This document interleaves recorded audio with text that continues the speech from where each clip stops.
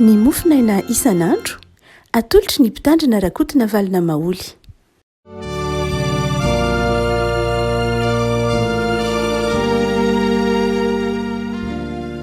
Famiraba-tsika rehetra ry avako malalatra hatry ity alatsinainy fa 14 ny volana aogositra ity ary dia mamangy sy mampahatsika miarana izao mofinaina izao. Ny mofinaina tsika anio dia ny boky ny asan'ny apôstôly toko 17 asan'ny apôstôly toko 17 ny andiny fa 1:20 ka hatramin'ny andiny fa 90 fakitsika amin'ny anaran'i Jesosy andry avako.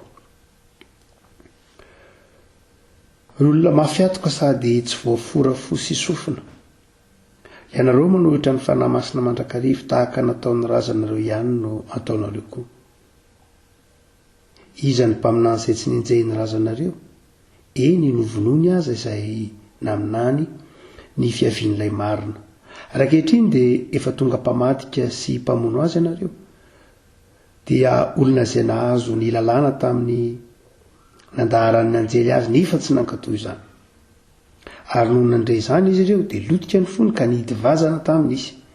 Fa Stefana feno ny fanamasina dia nibanjina ny lanitra ka nahita ny voninahitr'Andriamanitra sy Jesosy mitsangana teo ankavanan'Andriamanitra. Dia nanao hoe indro hitako ny lanitra misokatra ary ny zanak'olona mitsangana eo ankavanan'Andriamanitra. Ary olona niantso tamin'ny feo mahery sady nanetsy tadiny ka indray nirodina taminy dia nandroaka azy hoe nivelan'ny tanàna ka nitora-bato azy. Ary ireo vavolombelona dia nametraka ny fitafiny teo anilan'ny tongotry ny zatovo anankiray atao hoe Saoly. Ary ny olona nitora-bato an'i Stefana izay niantso hoe ry Joseph Tompo raiso ny fanahiko. Dia nandohalika izy ka niantso tamin'ny feo mahery hoe Tompo, aza atao elony ane izao ota izao. Ary rehefa nilazany izy dia nody mandry. Ray masino, manamasinana amin'ny fahamarinana ny teninao ny fahamarinana. Amen.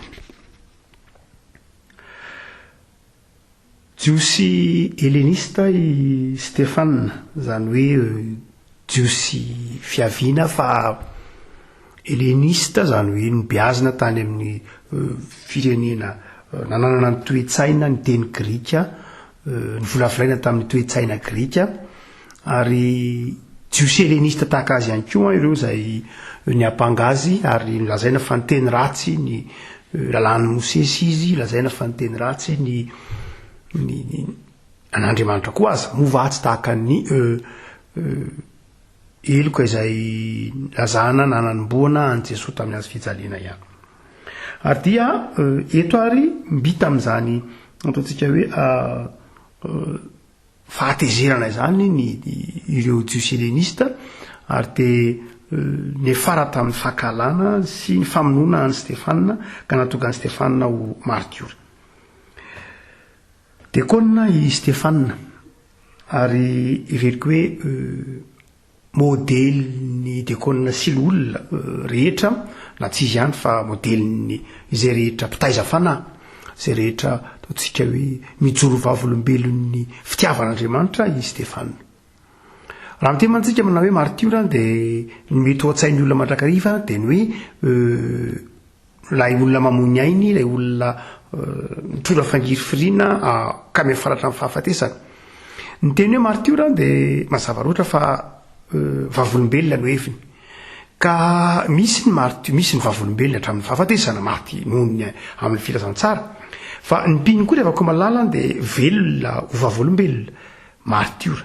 Ka na dia tsy mitondra ataontsika hoe fangiry firiana hatramin'ny tahaka ny Stefana sika dia vavolombelona ihany koa itsika ka martyra ihany koa. Io lay tenen'ilay evangelista anankiray manao hoe misy karazana martyra roa dia ny martyra fotsy sy ny martyra mena. Ny martyra mena dia ny maty ho an'ny tompo. Ny martyra fotsy kosa dia velona ho an'ny tompo.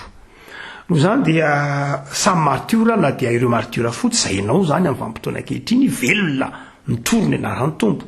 Fa velona mitory sy mijoro vavolombelona ny anaran'ny tompo ianao ary makatahaka kosa nefa ny fiafaran'ny fiainan'ny Stefana dia ilay fionana ilay fahitana an Jesosy izay mitsangana eo tanàna ankavanan'Andriamanitra.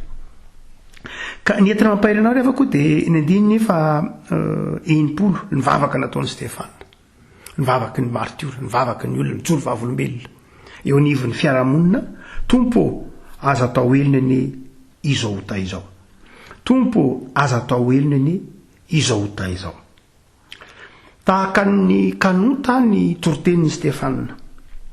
Ary amin'ny 550 dia tena mafy be mihitsy, ry olona mafy atoka sady tsy voafora fo sy sofiny raha tsorona mpamon'olona.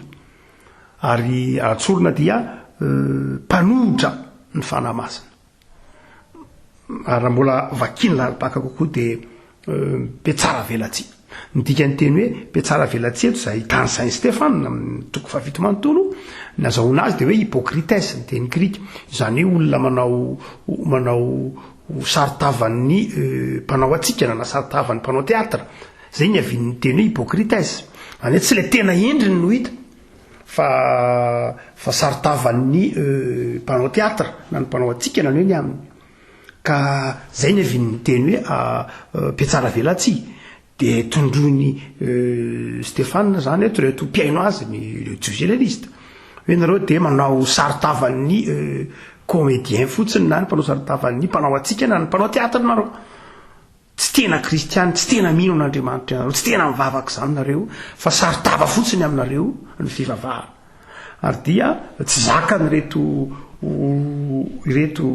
mpiaino reto zay ny antefanany toritenin'ny Stéphane reto zany mitondrona ho mpanao saritava na hypocritesse zany, satria ny sorony Stéphane toy masony zany saritavany zany ka nianjaanja lay tena endriny marina.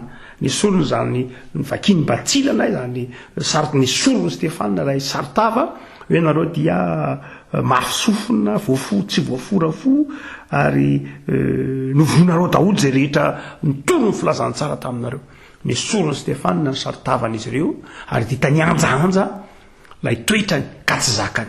Rehefa niala ny saritavany dia io fa nihidy vazana izy ireo ny 750 lotika ny fony satria niseho lay maha izy azy ny fakahalanaka izy ireo. Izy ireo tsy tena mpanompona, tsy tena misoratena ho mpanompon'Andriamanitra reto jioshelenista reto. Fa nefa ny kay ny ao anatin'ny fony dia fakahalana, ny ao anatin'ny fony dia faharatsipanasy fandavana an'Andriamanitra.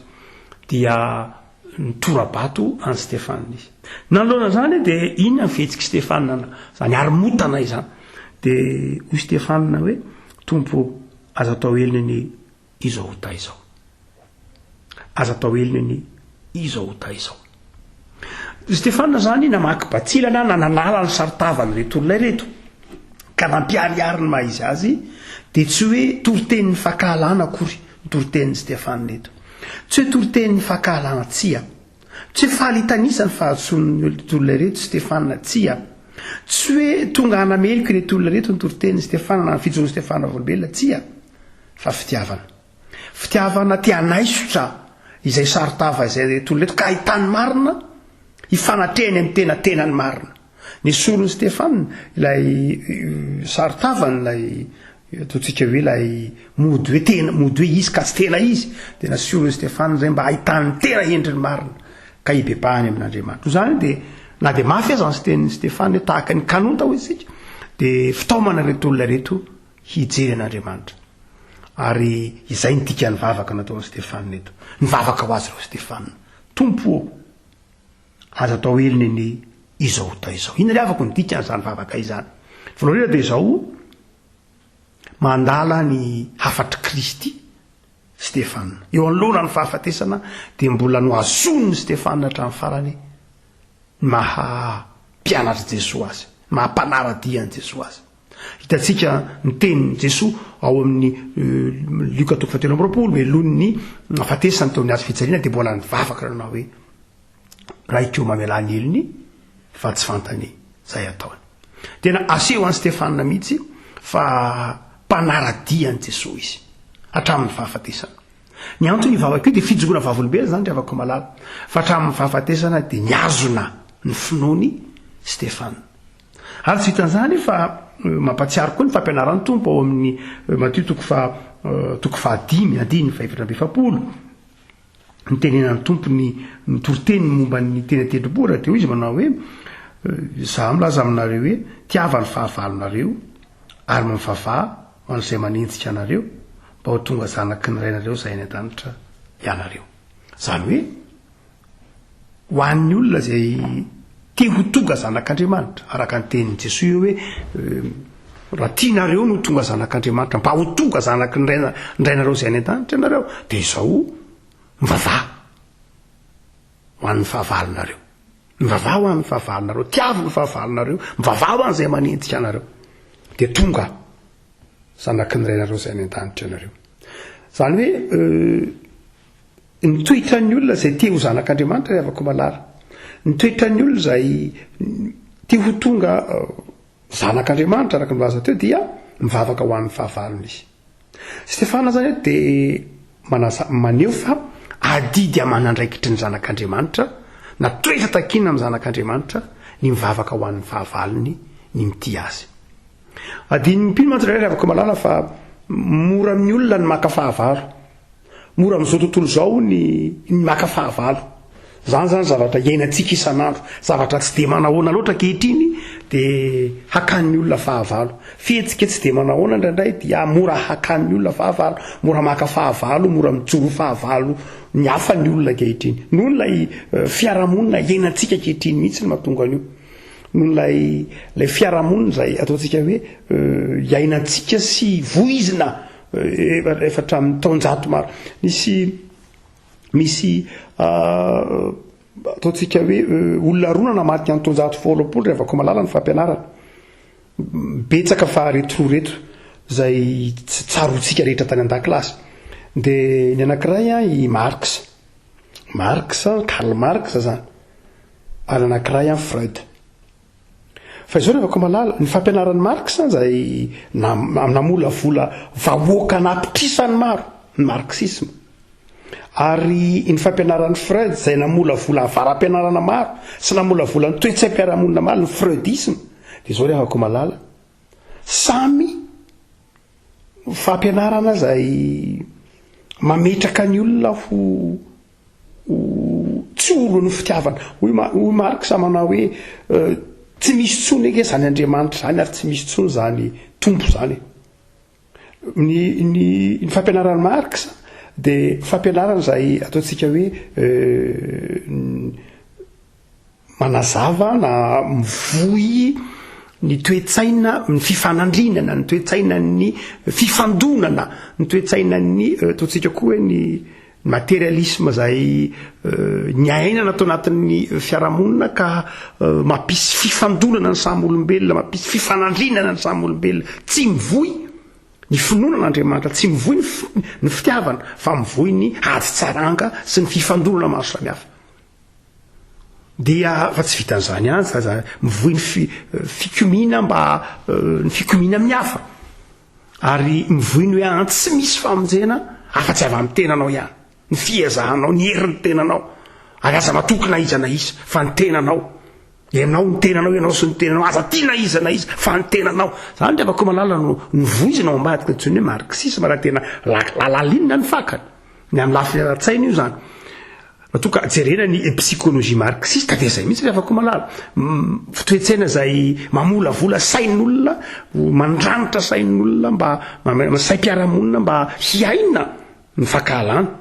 Tsy tena ilay firahalahiana araka izay voizina loatra fa mametraka azy mba hanao hoe dia na izana ianao zay fotsiny ihany. Zay ny toe-tsaina izay ny voizina. Ary neny Freud rehefa ko malala dia vao maika loza. Neny Freud dia manao tsotra be mihitsy izay ny voizina eran-tany ary ny ainan'ny olona rehetra hoe ny olombelona dia ny any mibaiky ny olombelona, mibaiky ny fanirian'ny olombelona dia tsy misy afa-tsy ny filana. Ary indra ny filana amin'ny lafiny ataontsika hoe sexualité hoy Freud. Io ihany no mameny ataontsika hoe manosika ny olona. Ary dia io no mahatonga azy mandrava ny fady sy ny tabou ny atao amin'ny teny frantsay, mandrava sy manohitra ny lalàna. Ary dia rehefa zany dia ahiliny io lalàna io, ravany io lalàna io vokatry io filana io, satria ny fiarahamonina dia tsy hanaika azy hanateraka an'izay filana izay. Ary dia mazava ho azy fa ny olona volavolain'ny freudisme dia olona mpikony amin'ny fiarahamonina, olona mpikony mandrava sotoavina, mandrava fiainana ataontsika hoe communauté sy ny zavatra tahaka izany. Dia io rehefa ko malala io hitantsika zay mbola iainana vanim-potoana kehitriny hoe ny olona kehitriny zay vokatra zany toe zavatra zany dia tsy gaga isika raha olona mora makahala ny fiarahamonina kehitriny mora latsaka ao anatin'ny fahakalana tsy makasarotra dia makafahavalo olona tsy makasarotra dia miady aman'olona tsy makasarotra dia mifandona aman'olona ina avako malala no ambarany kristianina raha ohatra ka tojo an'izany fiarahamonina zany izy dia tena io nataony Stefana io nivavaka le afako malala raha tianao no zanak'Andriamanitra manoloana n'izany fiarahamonina zany dia izao ny voalohany toetranao dia mivavaka mba ho tonga mba azo famelan-keloka ireo olona reo ary mivavaka mba hatonga anao ho zanak'Andriamanitra zany hoe Stefana zany hatramin'ny fahafatesana dia nandala mihitsy le avako malala ny tenin'i Jesosy sy ny fampianaran'i Jesosy ary io no toetra tokony hotakina amintsika le avako malala izay fiazonana ny fampianaran'i Kristy izay zay fiazonana amin'ny tenin'Andriamanitra izay ny tokony azontsika hatramin'ny farany hatraizany fiazonanao an'izany fa ny faharoa le avako malala dia itenin'ny Stefana ihany koa manao hoe tompo aza atao eliny ene izao ta izao tsy fandalana ihany tsy fandalana ihany na tsy hoe fanajana ihany na fanarahana ny afatry Kristy ihany io fa faharoa avako malala dia izao tena fangatahana famelan-keloka mihitsy ho an'ireto olona ireto nandoalika izy ho ny fitantaran'ny Lukas nandoalika izy ary nivavaka ho azy ireo dikan'izany tena nangataka famelan-keloka izy fa nahoana nangataka famelan-keloka Stefana tsy tokony azotsika fa jiosy Stefana jiosy helenista dia ny jiosy rehetra dia mahafantatra ny lanjany ny antsoina hoe valindra zavatra tsy ohatran'izao toetsaintsika kehitriny vovolavolan'ny fanekam-piavahana vaovao amin'ny Kristy izao ny toetsain'ny jiosy fa ny toetsain'ny jiosy any dia tena masaka ao an-tsain'izy ireo ny antsoina hoe valindra tsy kisenasena nge raha ohatra ka Petera nyteny tamin'i Jesosy hoe impiry moa tokony hamelan'ny rahalahyko dia hoy Jesosy hoe impitopolo fa eto le avako malala dia tsy mifanalavitra amin'izay fa eto dia mivavaky Stefana zany avelao ny elony Andriamanitra avelao ny elony ny dikany avelao ny elony dia izao aza atao miatra amin'ny aza valiana aminy izao zavatra mahazo azao ao amin'ny bokin'ny Genesis toko fa 4:4 dia hoy lameka Genesis toko fa 4:4 izay mamono izay mandatsa-drankaina dia valiana impito raha ohatra zany ka hoe nisy olona nandatsa-drankaina dia valiana impito amin'izay valindrahany asa ny endrika isehony zany hoe valiana impito zany izay nandatsa-drankaina Genesis toko fa 4:4 izay nandatsa-dra any lameka kosa dia valiana impito amby fitopolo valiana impito amby fitopolo ary jereo tsara fa hoy ny bokin'ny Genesis mantsy tantaran'Kaina sy Abela dia hoy ny tompo mantsy ny Kaina aizany rahalahinao fa mitaraina amiko ny rahalatsaka mitaraina amiko ny tany noho ny rahalatsaka eo aminy ary aza tonoana fa mifamatotra tsara mihitsy amin'ny jiosy ny ra sy ny tany teny ra ihany ireo fakateny ra ihany ny tany sy ny ra rehefa mangiry fi rehefa latsaka amin'ny ra latsaka amin'ny tany ny ra dia mitaraina ny tany zay mihitsy raha baky teny fakateny ra ihany teny ra ihany nazahoana ny tany hoe nazahoana ny teny hoe tany sy ra ary ny zavatra mitranga dia izao rehefa raraka amin'ny tany latsaka amin'ny tany ny ra dia mitaraina io tany io no zany dia eo zany Stefana dia mivavaka ho an'ireto olona ireto mba tsy arany mivavaka mangataka famelan-keloka izy mba tsy arany valindra ary hoy ny filazan'ny asan'ny apôstôly azy hoe dia Saoly koa ange mba teo hoe Saoly ange nanatrika zany rehetra zany ary Saoly mihitsy ara natao teo amin'ny tongony ny akanjon'ny Stefana any hoe nalahy akanjon'ny Stefana dia nitoraham-bato izy naboridana izy zany mety misy ny farafakeliny fa izao nalana ny akanjo dia natao teo amin'ny tongotry ny apôstôly Paoly mbola tsy apôstôly misy tamin'ny fotoana mbola Saoly. Dia andininy voalohany toko fahavalako dia manao hoe ary Saoly nakasitraka naminazy. Fa jereo tsara niakony zany vavaka nataony Stefana zany amin'ny Saoly aty aoriana. I Saoly tsy nasehony apôstôly ny fiafaran'ny fiainana ireo zay heléniste ny torabato an'ny Stefana, fa anankiray amin'ny tantaray ny asan'ny apôstôly i Saoly zay nakasitraka ny famonoana an'i Stefana dia jereo ny fiainany. No nivavaka Stefana, no niantson'Andriamanitra, inotsika fa no nivavaka Stefana raha ity. Jereo ny famelan-keloka ny raisin'ny apôstôly Saoly, n'apôstôly Paoly aty aoriana. Ary jereo ny afatry Saoly zay tonga Paoly aty aoriana. Jereo ny afatry Paoly ao amin'ny Romanina toko 12 andininy 20 manao hoe raha nona ny fahavalonao omeo hanina izy, raha mangetaheta ameo rano isotroana fa alio amin'ny soa ny ratsy. Hoy Paoly mianatra tamin'ny Stefana, nanatry maso ny fahafatesany Stefana ny Saoly. Azo lazaina hoe niova aty aoriana. Toko ambadika fotsiny dia efa niova Saoly, lasa Paoly. Tsy vitan'izany ihany fa ny afatry ny apôstôly ny tenin'ny Saoly amin'ny Koritianina, lasa fiainan'ny Saoly mihitsy eo amin'ny Koritianina. Hoy izy amin'ny Koritianina voalohany toko 4 andininy 12 andininy 12 andininy manao hoe raha tevatevaina anke zahay dia misaotra, raha enjehina anke zahay dia miaritra, raha tenenina mafy zahay dia mamaly teny moramora, ary toy ny faditra zao tontolo zao zahay dia faika ny olona rehetra mandraka ankehitriny. Faika ny olona rehetra zany hoe atao inivelan'ny tanàna tahaka ny fako na roana inivelan'ny tanàna toram-bato sanatria tahaka ninona moa ny toram-bato ka arina inivelan'ny tanàna sanatria tahaka ny ambo torana roana zay tenen'ny Paoly hoe faika ny olona zay tsy afa-tsy akory fa tahaka ny Stefana ihany. Tiana tena afaka malala dia zao nivavaka nazy taon'i Stefana dia non'Andriamanitra, ary io falaisan'izay nakasitraka amin'ny famonoana azy fa niova. Tsy mba sitraka ao ve hoe izay manenjika anao, izay fahavalonao? Tsy mba sitraka ao ve ny hoe hiovany fo ka tonga tahaka anao koa izy? Nivavaka ry avako malala manova zavatra. Indray ny olona satria tsika tratran'ny fitezana ataontsika hoe cartésianina dia mieritreritra ny nivavaka ve nareo koa vavaka mandrakariva.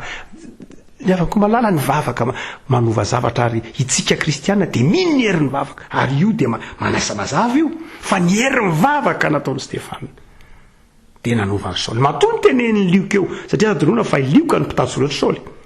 Matoa ny tenen'ny lioka tsara eo hoe i Saoly dia nankasitraka ny namonoana an'i Stefana dia tia notsindriana fa zao ny vavaka ao aorian'ilay vavaka nataon'i Stefana hoe tompo azo atao elina ene izao dia misy Saoly nankasitraka ny namonoana azy dia ao ambadika ao avatrany ao ny fivampony Saoly, ao ambadika ao mihitsy asan'ny apôstôly toko 5 toko vitsivitsy eo bana dia niova fo Saoly. Zany hoe nifamatotra mihitsy ny vavaka nataon'i Stefana sy ny fivampony Saoly. Afaka malalo raha ohatra ka manangam-pahavalo olona ianao dia amin'ny fotoana nangananao azy ho fahavalo sanatria dia raisy ho adidiny mivavaka ho azy. Noho zany ho an'izay rehetra manam-pahavalo dia manana adidy izy hivavaka ho azy, manana adidy izy hity azy. Dia olona anankiray izay manao hoe za pasteur dia tsy mba manaiky tsy manaiky anana fahavalo olona. Tsy hoe noho ny afatra Jesoa ihany fa izaho tena adidy be ny manangana fahavalo. Fa ahoana hoa adidy be ko voatery tsy maintsy hivavaka azy ianao, voatery tsy maintsy androaky hivavaka ho azy tahaka ny Stefana ianao, ary tena adidy itsakan'Andriamanitra anao mihitsy. Raha voatsanganao ho fahavalonao izy dia adidinao mivavaka ho azy, ary adidinao ny mity azy, ary adidinao ny manome hanina azy raha noana, ary adidinao ny manome azy raha mangetahera mamerana azy raha mangetahera. Vao maika mitombo adidy ianao raha maka fahavalo olona ho izy. Noho zany aleo maka namana ihany. Asa mety ho fiarana ndraikitra angamby zany fa tiana tenena dia izao ry havako malala, manoloana ny fahavalonao dia mangata mandrakariva famelan-keloka. Azany ry havako no ataontsika hoe fiaina kristianina, intercesseur akeny kristianina. Zany hoe olona vavaka mangataka famelan-keloka ho an'ny hafa mba hiovan'ny hafa. Na zay olona hoan'izay olona tsy tianao, na zay olona manodidinao dia mivavaka ho azy ry havako malala. Farany dia ina koa ny hevitra vavaka ity ry havako. Ny hevitra vavaka ity dia mamela ireo zay nankahala azy koa Stefana. Hotsika hoe nidika ny vavaka io dia fanarahana fampianaran'i Kristy.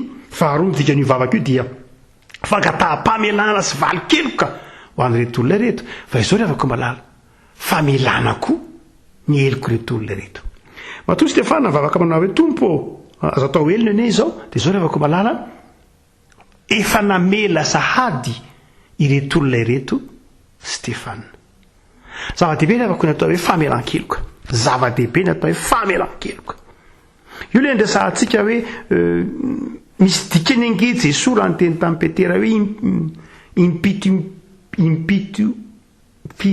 impito amby fitopolo na fitopolo impito no famelanao eloko satria Petera nangataka tamin'ny Jesosy nanamela mpandeha tamin'ny Jesosy manao na Jesosy impito any tokony amelany rahalahako amelany eloko ny rahalahako impito ve nietritra tahaka ny Kaina izy satria Kaina dia hoy lameka manao zay manao manisy ratsy any Kaina dia valina impito dia nitaotsain'ny Petera zany hoe impito dia afaka dia hoy Jesosy manao hoe fantatrao ny tantarany Kaina fa zao neny lameka tsy fantatrao neny lameka dia valina impito amby fitopolo noho zany dia nanao impito le any Kaina dia impito amby fitopolo ampitoboana fito amby fitopolo lay any lameka zany hoe fito amby fitopolo ampitoboana fito zay ny tena ao anatiny alasaryatsainy ao tsain'ny Petera amin'izany fotoana zany hoe ay tena lavitrezaka ny dika zany rehefa komalala dia zao midika an'ilay hoe famelan-keloka zany hoe zava-dehibe ny famelan-keloka ny fahaizanao mamela ny eloko ny namanao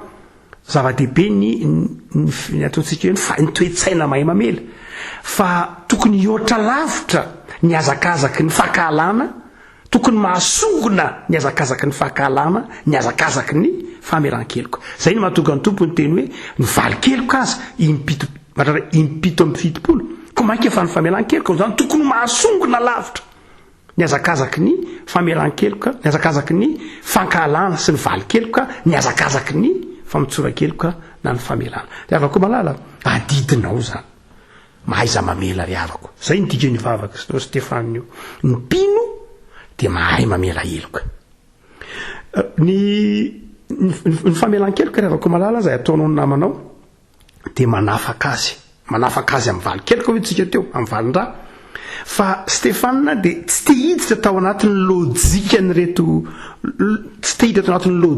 mpakahala azy reto raha niditra tao anatin'ny lojika ny reto mpakahala azy reto Stefana dia izao nanoziny izy nanao engane sanatriny zany ho valian'Andriamanitra aminareo zao ataonareo zao ary impito amby fitopolo impitoboana impito koa ve avatratra ny taranaka reo zay tsy niditra tamin'izany lojika zany fa nitapahany Stefana ilay faribola ny fahakahalana satria tsy inona rehefa tsy mamela ny olona dia izao tafiditra ao anatin'ny faribolany ny faharatsiana ireo olona ireo dia nitapahany Stefana zay mba tsy ho ratsy niteraka ratsy satria lasa rehefa tsy namely Stefana dia mitohy amin'ny faharatsiana ihany ireo olona ireo lasa ratsy dia miteraka ratsy dia fahakahalana miteraka fahakahalana dia miteraka fahakahalana hatrany dia nitapahany Stefana zay namely Stefana dia tonga inona tonga fiainana vaovao ny famelan-keloka zany raha afaka malala ny famelan-keloka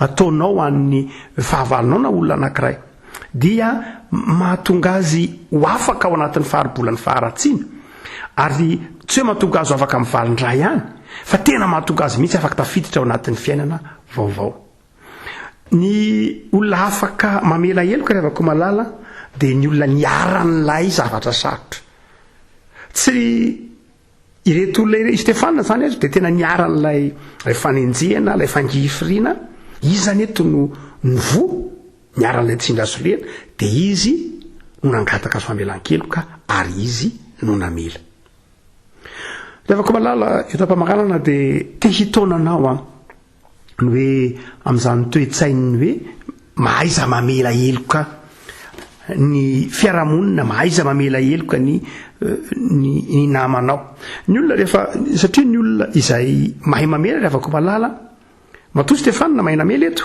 na ny olona izay mahay mamela eloka dia izao mahatsiaro fa ilay olona izay manisy ratsy azy dia mbola vomafy no izy hiarana eo zany Stefana tsy mieritreritra mihitsy ny tenany hoe na dia hotoram-bato ary izy dia tsy mieritreritra mihitsy izy tsy ao an-tsainy mihitsy ny hoe izy ny vo fa mbola mafy lavitra noho izay mahazo azy toram-bato no ahazo reto olona ireto zay no mahatonga azy mamela ige rehefa malala tsara ianao ny zava-dehibe iny antsoina hoe fahasambaran'ny olona mahay mamela heloka.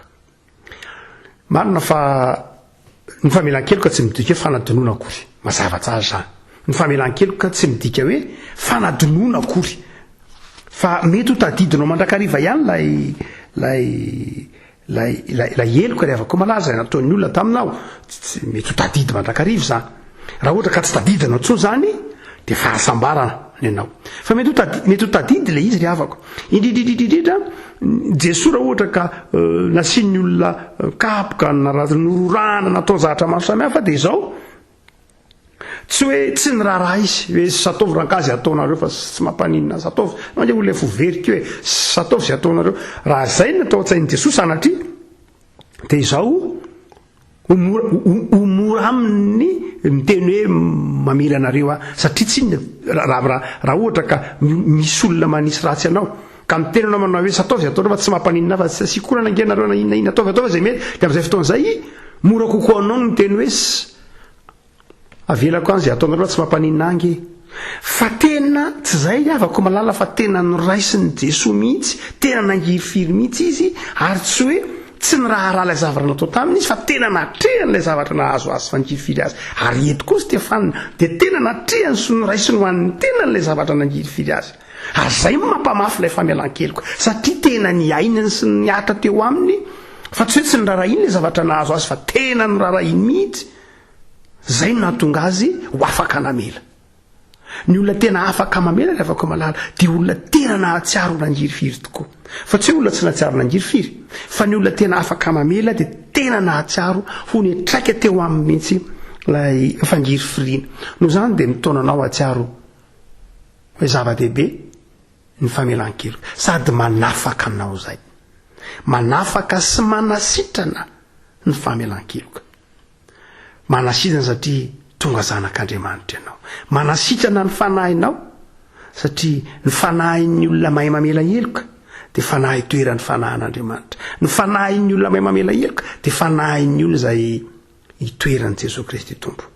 Zany rehefa koa malala aoka ho fiainanao ity vavaka nataony Stefanina ity hoe Tompo azo ataonao elony ane zao ota izao.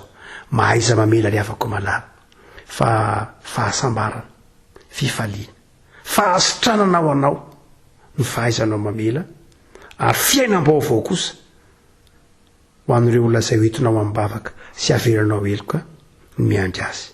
Fa mahareta amin'ny fivavahana ary mahareta amin'ny fitiavana satria zanak'Andriamanitra ianao. Hivavaka sika Tompo misotranao zahay noho ny amin'ity tantaran'i Stefanina ity mampianatra anay tsiaro fa amin'ny fotoana rehetra na dia alohan'ny fahafatesana raha dia tokony azononay mandrakariva ny fampianaranao ary modely alainay tahaka ianao. Mampianatra anay koa no Tompo fa manana didy zahay hivavaka ho an'ny fiarahamonina ho an'ireo mankahalana indrindrindrindra. Manana didy zahay hitrotro azy ireo amin'ny bavaka mba hampiova azy, mba hanova azy.